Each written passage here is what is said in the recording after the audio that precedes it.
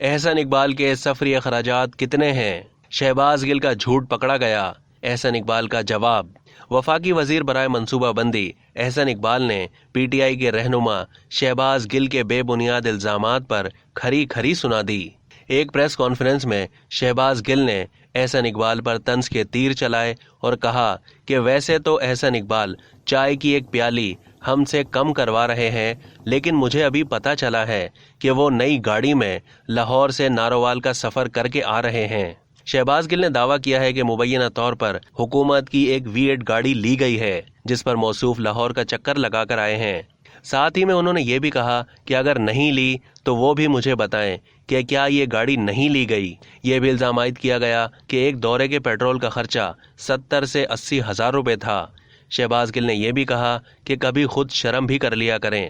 ان الزامات پر احسن اقبال خاموش نہیں رہ سکے اور ویڈیو اپنے ٹویٹر اکاؤنٹ پر جاری کی اور شدید رد عمل دیا۔ انہوں نے ساتھ ہی یہ بھی کہا کہ یہ ہے وہ جھوٹ کی فیکٹری جس کی پکڑ میں آج پی ٹی آئی ذلیل اور رسوا ہو رہی ہے۔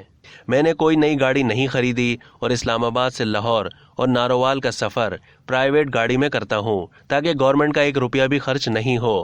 جھوٹے پہ خدا کی لعنت۔